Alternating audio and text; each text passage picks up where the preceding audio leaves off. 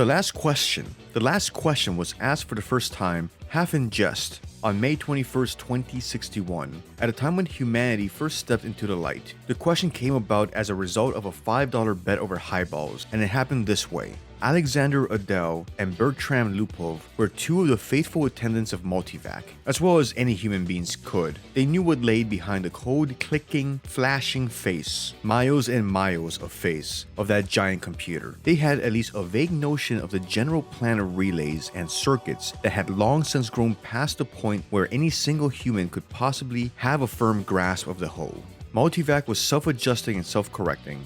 It had to be, for nothing human could adjust and correct it quickly enough or even adequately enough. So Adell and Lupov attended the monstrous giant only lightly and superficially, yet as well as any men could. They fed it data, adjusted questions to its needs, and translated the answers that were issued. Certainly they, and all others like them, were fully entitled to share in the glory that was Multivac's. For decades, Multivac had helped design the ships and plot the trajectories that enabled man to reach the moon, Mars, and Venus. But past that, Earth's poor resources could not support the ships. Too much energy was needed for the long trips. Earth exploited its coal and uranium with increasing efficiency, but there was only so much of the both. But slowly, Multivac learned enough to answer the deeper questions more fundamentally. And on May 14th, 2061, what had been theory became fact. The energy of the sun was stored, converted, and utilized directly on a planet-wide scale. All Earth turned off its burning coal, its fissioning uranium, and flipped that switch that connected all of it to a small station, 1 mile in diameter, circling the Earth at half the distance of the moon. All Earth ran by invisible beams of sun power. 7 days had not sufficed to dim the glory of it, and Adell and Lupov finally managed to escape from the public functions and to meet in quiet where no one would think of looking for them. In the deserted underground chambers, where portions of the mighty buried body of Multivac showed. Unattended, idling, sorting data with contented lazy clicks. Multivac too had earned its vacation, and the boys appreciated that. They had no intention, originally, of disturbing it. They had brought a bottle with them, and their only concern at the moment was to relax in the company of each other and the bottle. It's amazing when you think of it, said Adell. His broad face had lines of wariness in it, and he's stirring his drink slowly with a glass rod, watching the cubes of ice slur clumsily about. All the energy we could possibly ever use for free. Enough energy, if we wanted to draw on it, to melt all Earth into a big drop of impure liquid iron. And still, never miss the energy so used. All the energy we could ever use forever and ever and ever. Lupov cocked his head sideways. He had a trick of doing that when he wanted to be contrary, and he wanted to be contrary now, partly because he had to carry the ice and the glassware. Not forever, he said. Oh hell, just about forever. Till the sun runs down, Bert. That's not forever. Alright then, billions and billions of years. 10 billion maybe? Are you satisfied? Lupov put his fingers through his thinning hair as though to reassure himself that some was still left, and sipped gently at his own drink. 10 billion years isn't forever. Well, it will last our time, won't it? So would coal and uranium. Alright, but now we can hook up each individual spaceship to the solar station, and it can go to Pluto and back 1,000,000 times without ever worrying about fuel. You can't do that on coal and uranium. Ask Multivac if you don't believe me. I don't have to ask Multivac, I know that. And stop running down what Multivac's done for us, said Adell, blazing up. It did alright. Who says it didn't? What I say is that the sun won't last forever, that's all I'm saying. We're safe for 10 billion years, but then what? Lupov pointed a slightly shaky finger at the other. And don't say we'll switch to another sun. And there was silence for a while. Adell put his glass to his lips only occasionally, and Lupov's eyes closed. They rested, and then Lupov's eyes snapped open. You're thinking we'll switch to another sun when ours is done, aren't you? I'm not thinking. Sure you are. You're weak on logic. That's the trouble with you. You're like the guy in the story who was caught in a sudden shower and who ran to a grove of trees and got under one. He wasn't worried, you see, because he figured when one tree got wet though, he would just get under another one. I get it, said Adell. Don't shout. When the sun is done, the other stars will be gone too. muttered Lupov. It all had a beginning in the original cosmic explosion, whatever that was, and it'll all have an end when all the stars run down. Some run down faster than others. Hell, the giants won't last 100 million years. The sun will last 10 billion years, and maybe the dwarfs will last 200 billion for all the good they are. But just give us 1 trillion years and everything will be dark. Entropy has to increase to a maximum. That's all. I know all about entropy, said Adell, standing on his dignity. The hell you do. I know as much as you do. Then you know everything's got to run down someday. Alright, who says they won't? You did, you poor sap. You said we had all the energy we needed forever. You said forever. It was Adell's turn to be contrary. Maybe we can build things up again someday, he said. Never. Why not? Someday. Never. Ask Multivac. You ask Multivac, I dare you. $5 says it can't be done. Adell was just drunk enough to try, just sober enough to be able to phrase the necessary symbols and operations into a question which, in words, might have corresponded to this. Will mankind one day, without the net expenditure of energy, be able to restore the sun to its full youthfulness, even after it had died of old age? Or maybe, could it be put more simply like this? How can the net amount of entropy of the universe be massively decreased? Multivac felt dead and silent. The slow flashing of lights ceased. The distant sounds of clicking relays ended. Then, just as the frightened technicians felt they could hold their breath no longer, there was a sudden springing to life of the teletype attached to that portion of the Multivac. 5 words were printed. Insufficient data for meaningful answer. No bet, whispered Lupov, and then left hurriedly. By the next morning, the two, plagued with throbbing heads and cottony mouths, had forgotten the incident.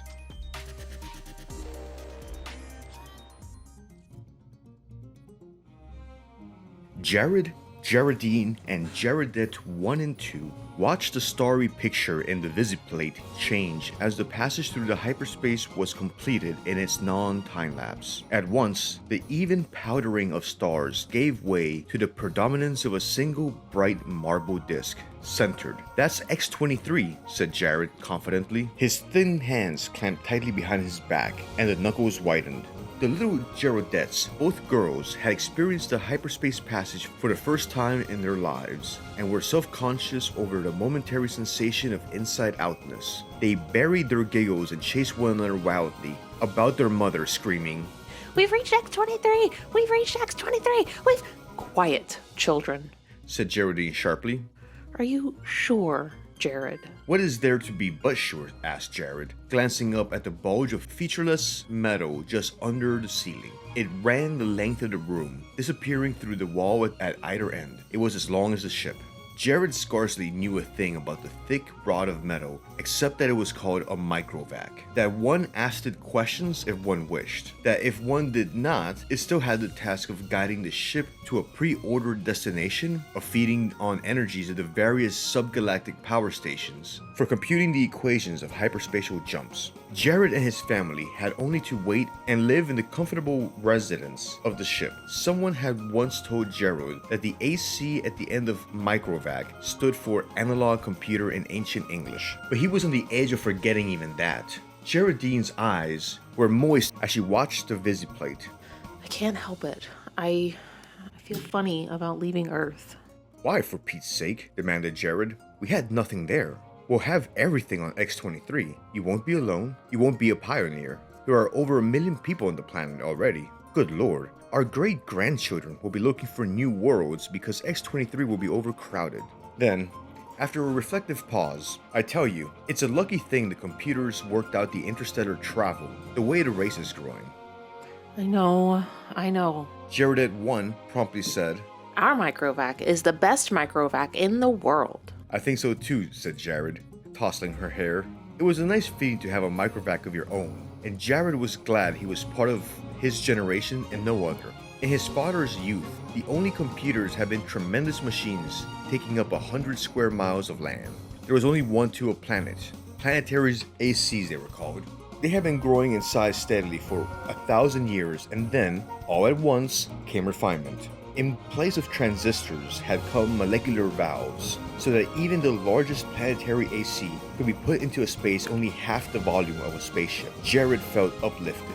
as he always did when he thought that his own personal microvac was many times more complicated than the ancient and primitive multivacs that had first tamed the sun, and almost as complicated as Earth's planetary AC, the largest, that had solved the first problems of hyperspatial travel and had made trips to the stars possible.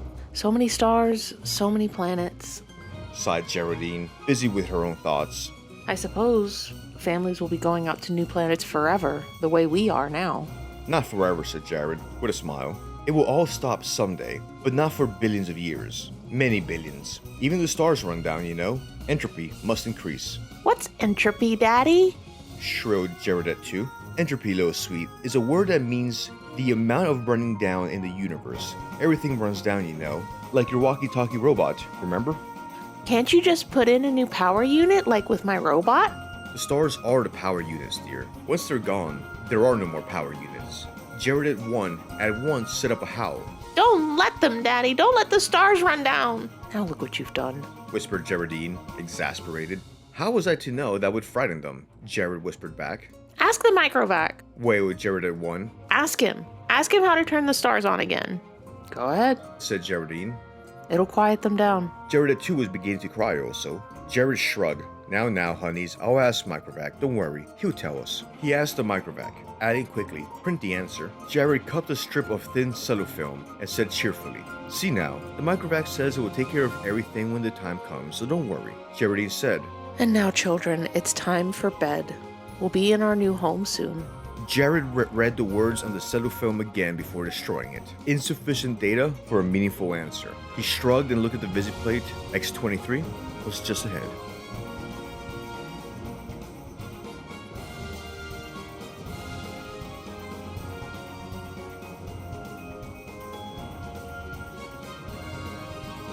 VJ-23X of Lamneth stared into the black abyss of the three-dimensional small-scale map of the galaxy and said, are we ridiculous? I wonder in being so concerned about the matter. MQ-17J of Nikron shook his head. I think not. You know the galaxy will be filled in 5 years at the present rate of expansion. Both seem in their 20s, both tall and perfectly formed. Still, said VJ-23X, I hesitate to submit a pessimistic report to the Galactic Council. I wouldn't consider any other kind of report. Stir them up a bit.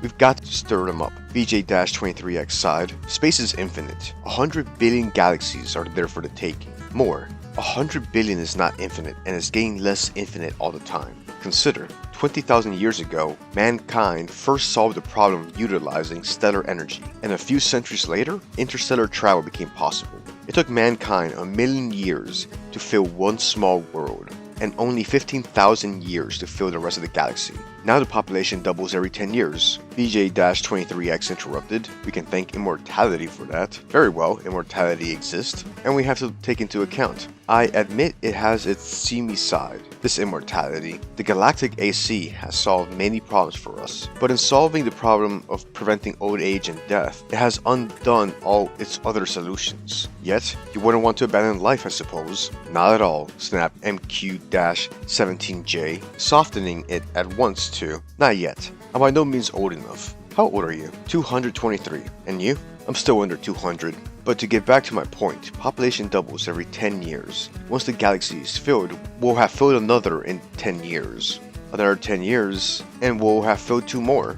Another decade, 4 more. In 100 years, we'll have filled 1,000 galaxies. In 1,000 years, 1,000,000 galaxies. In 10,000 years, the entire known universe. Then what? VJ-23X said. As a side issue, there's a problem with transportation. I wonder how many sun power units it would take to move galaxies of individuals from one galaxy to the next. A very good point. Already, mankind consumes 2 sun power units per year. Most of it's wasted, after all. Our own galaxy alone pours out 1,000 sun power units a year, and we only use 2 of those. Granted, but even with 100% efficiency, we'll only stave off the end. Our energy requirements are going up in a geometric progression even faster than our population. We'll run out of energy even sooner than we'll run out of galaxies. A good point. A very good point. We'll just have to build new stars out of interstellar gas. Or out of dissipated heat? Asked MQ-17J sarcastically. There may be some way to reverse entropy. We ought to ask the Galactic AC. VJ-23X was not really serious, but MQ-17J pulled out his his AC contact from his pocket and placed it on the table before him. "I've half a mind to," he said.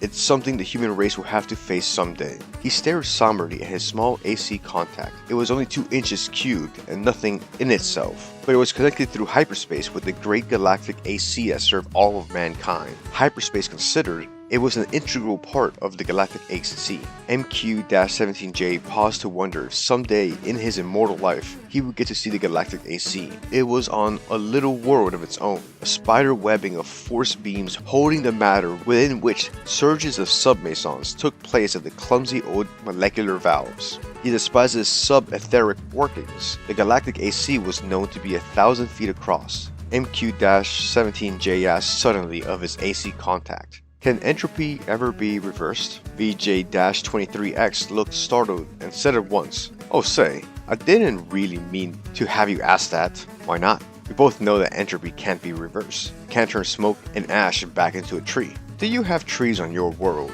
asked MQ-17J. The sound of galactic AC startled him to silence. Its voice came thin and beautiful out of the small AC contact on his desk. It said, "There is insufficient data for a meaningful answer." VJ-23X said, "See?" The two men thereupon returned to the question of the report they were to make to the Galactic Council.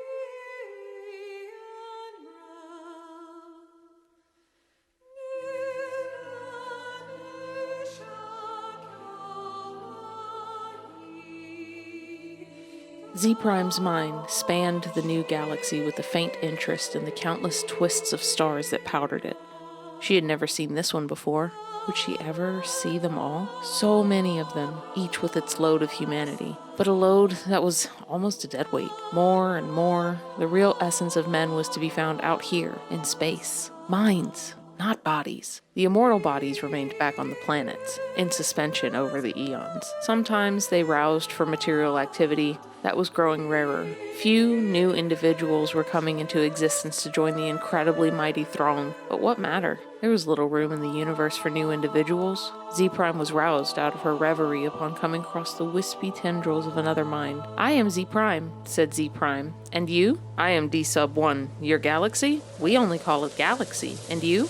"We call ours the same. All men call their galaxy and nothing more. Why not?" "True, since all galaxies are the same." "Not all galaxies. On one particular galaxy, the race of man must have originated.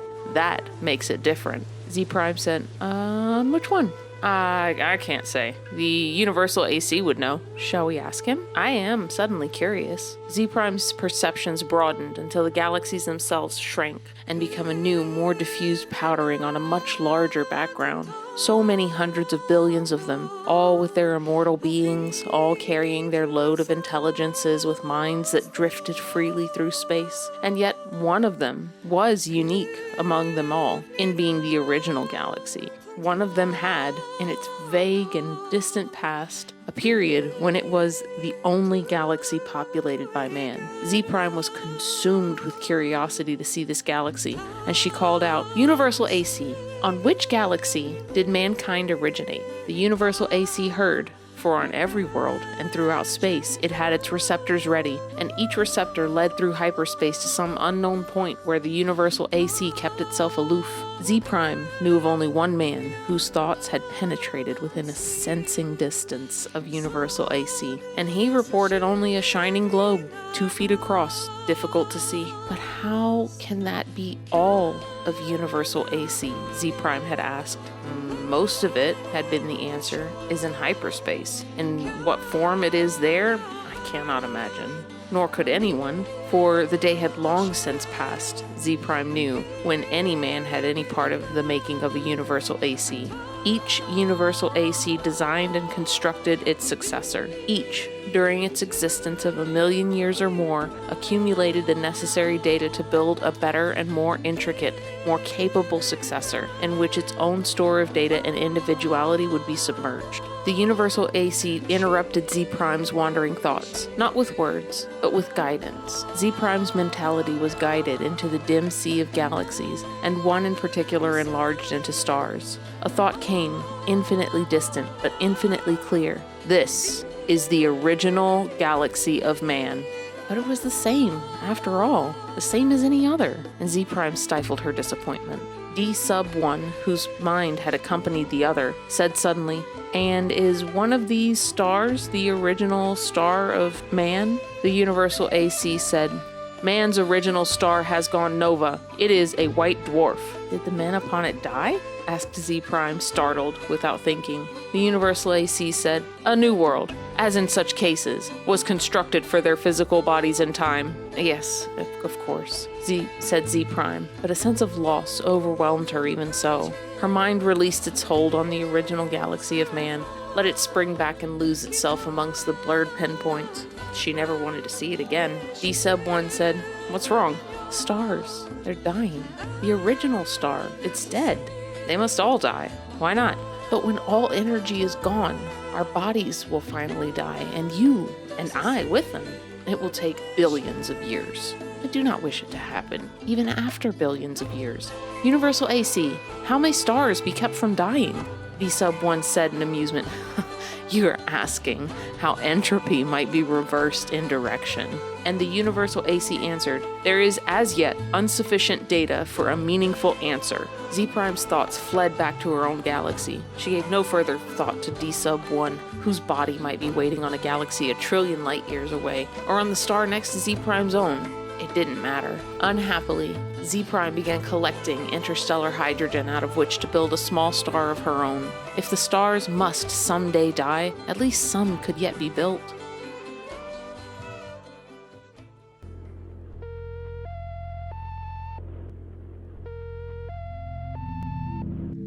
Man considered with himself, for in a way man, mentally, was one. He consisted of a trillion ageless bodies, each in its place, each resting quiet and incorruptible, each cared for by perfect automatons, equally incorruptible, while the minds of all the bodies freely melted one into the other, indistinguishable. Man said, "The universe is dying." Man looked at the dimming galaxies. The giant stars, spendthrifts, were gone long ago, back in the dimmest of the dim far past. Almost all stars were white dwarfs, fading to the end. New stars had been built of the dust between the stars, some by natural processes, some by man himself, and those were going too. White dwarfs might yet be crashed together, and of the mighty forces so released, new stars built, but only one star for every 1,000 white dwarfs destroyed, and those would come to an end too.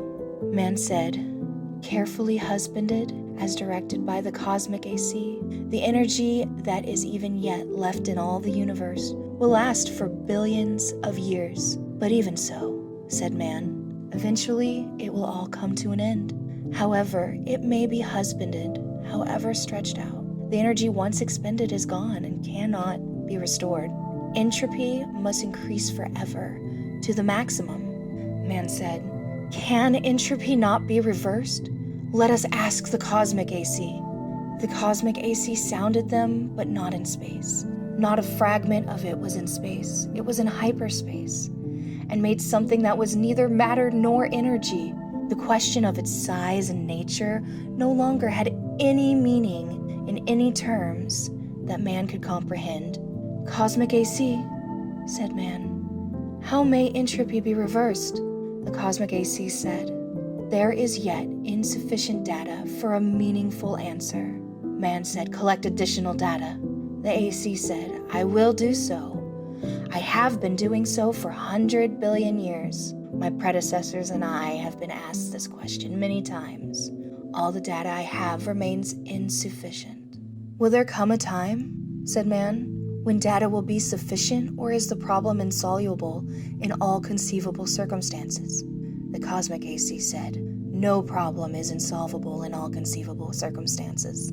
Man said, "When will you have enough data to answer the question?" The cosmic AC said, "There is as yet insufficient data for a meaningful answer."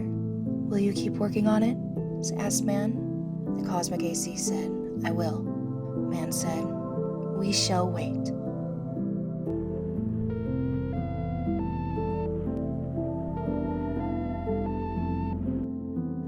The stars in the galaxies died and snuffed out, and space grew black after 10 trillion years of running down.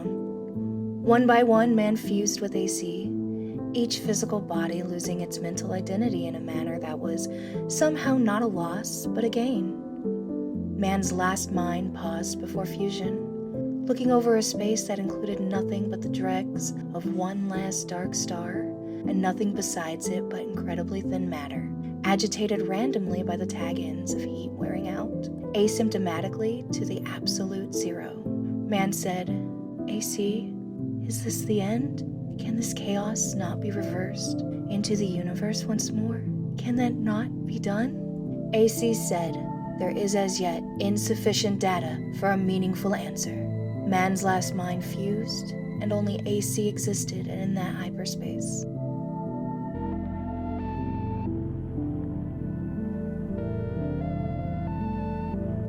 Matter and energy had ended, and with it, space and time.